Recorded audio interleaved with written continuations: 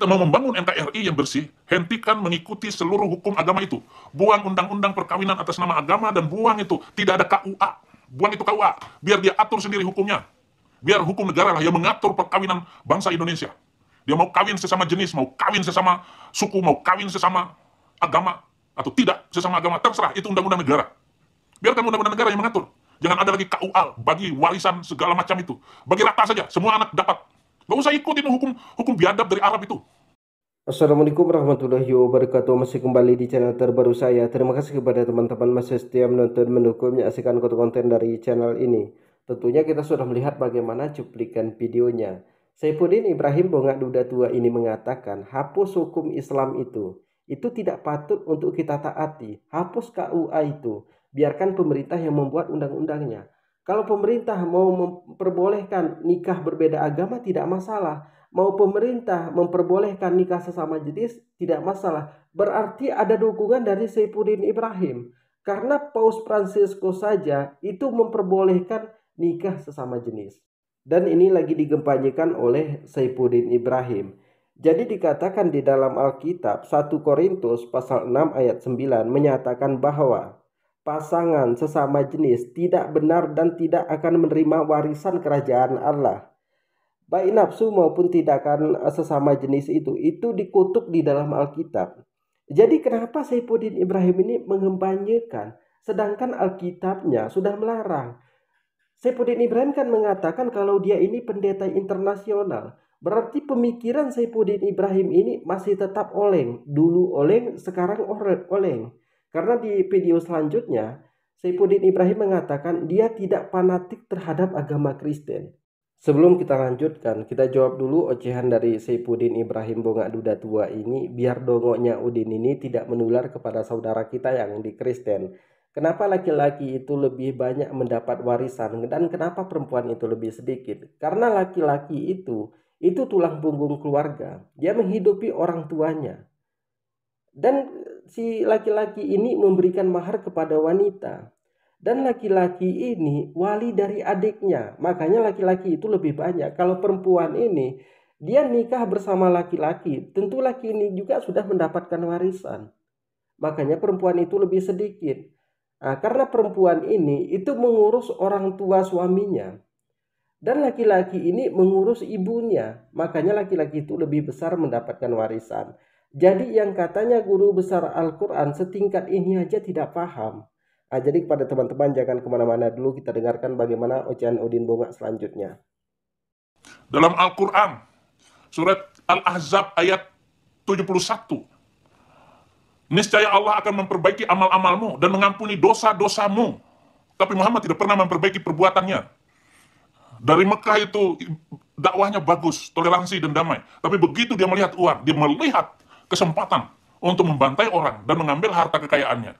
Lebih jahat.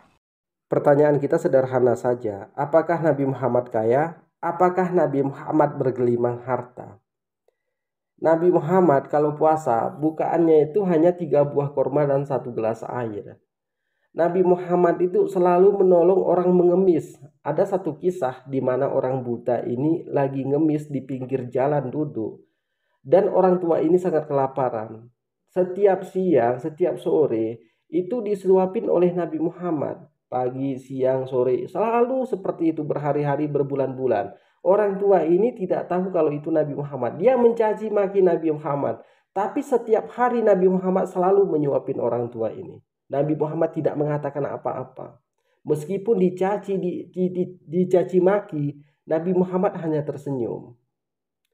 Tapi si Udin ini mengatakan bahwa Nabi Muhammad itu keras, merampas harta. Di mana Nabi Muhammad merampas harta? Jadi ocehan-ocehan si Udin ini kan jalan untuk menempuh donasi. Kalau si Udin, coba saudara kita yang di Kristen, tahan dulu donasi Udin selama 10 hari. Jadi di sini akan ketahuan bagaimana reaksi si Udin. Saya rasa di sini si Udin yang memaki-maki orang Kristen, memaki-makinya Tuhannya orang Kristen. Karena si Udin masuk ke dalam agama itu bukan karena keyakinan, tapi karena ada donasinya. Kita dengarkan ocehan si Udin dulu. Gak usah terlalu fanatik beragama. Saya gak fanatik beragama. Lu mau ribut apa saja tentang lu hina Yesus atau bagaimana, ya nggak usah diributin. Untuk apa itu semua? Si Udin ini mengatakan bahwa dia ini tidak fanatik terhadap agama Kristen. Ya memang dari dulu sampai sekarang Udin ini tidak pernah fanatik terhadap agama Kristen. Karena dari kesaksian si Udin dia mengatakan dia masuk ke dalam agama Kristen itu bukan karena kepercayaannya. Karena dia ini katanya mau melindungi orang Kristen. Arti dari fanatik ini sesuatu yang kita yakini dengan ajaran yang kuat. Itu arti dari fanatik, sesuatu yang kita yakini dengan ajaran yang sangat kuat. Makanya kalau si Udin ini mengatakan dia tidak fanatik terhadap agama Kristen, memang dari awal dia murtad, dia tidak pernah fanatik terhadap agama Kristen. Dia ini tidak percaya, dia ini hanya mengharapkan titik donasinya. Kalau si Udin ini mengatakan dia fanatik, kapan dia fanatik terhadap agama itu? Dia mengatakan bahwa dia ini lebih mulia daripada Tuhannya. Si Udin sendiri yang mengatakan, saya ini lebih mulia daripada Tuhan. Ini kan udah nggak waras. Ini yang mereka anggap pendeta internasional. Ini yang mereka banggakan. Sekali lagi saya ulangi, dia mengatakan, saya ini lebih mulia daripada Tuhan. Ada manusia yang mengaku lebih mulia daripada Tuhan. Ini kan udah nggak waras. Ini udah nggak sehat. Jadi pemikiran si Udin ini masih pemikiran anak TK. Bahkan lebih bersih pemikiran anak TK, lebih cerdas pemikiran anak TK daripada si Saipudin Ibrahim Bongak Duda Tua ini. Jadi kalau si Udin ini masuk ke agama Kristen hanya dengan tujuan tertentu. Beberapa kali Saipudin Ibrahim menghina orang Kristen. Kalau menghina orang Islam ya kami setiap harinya. Kami itu hanya meluruskan bagaimana fitnah Saipudin Ibrahim. Tapi kan ini dibanggakan oleh saudara kita yang di Kristen. Seolah-olah Saipudin Ibrahim ini adalah anugerah bagi mereka masuk ke dalam agama Kristen itu. Tapi Saipudin Ibrahim ini masuk ke agama Kristen itu, ya agama Kristen itu lama-kelamaan akan punah di negara kita ini. Coba teman-teman Kristen ingat itu kata-kata saya. Karena setiap ayat yang dipelintir oleh Saipudin Ibrahim, yang dicaci oleh Saipudin Ibrahim, itu para penontonnya akan mencari tahu. Oh ternyata seperti ini ajaran Al-Quran. Setelah mereka resapi, mereka pelajari, mereka tidak menemukan apa yang dikatakan oleh Saipudin Ibrahim. Akhirnya mereka tertarik dengan belajar agama Islam. Si Udin ini demi donasi itu mencaci maki istrinya, menjual nama istrinya. Dia mengatakan istrinya macam-macam supaya apa? Orang Kristen itu merasa kasihan kepada Saipudin Ibrahim. Akan seperti itu cara yang selalu dilakukan oleh Saipudin Ibrahim ini. Di sini sudah jelas dia mengatakan dia tidak fanatik untuk beragama.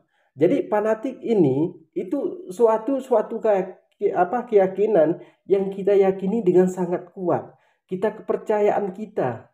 Itulah arti fanatik. Berarti kan dia tidak percaya untuk ke agama Kristen ini. Jadi kepada teman-teman mungkin cukup sekian. Assalamualaikum warahmatullahi wabarakatuh.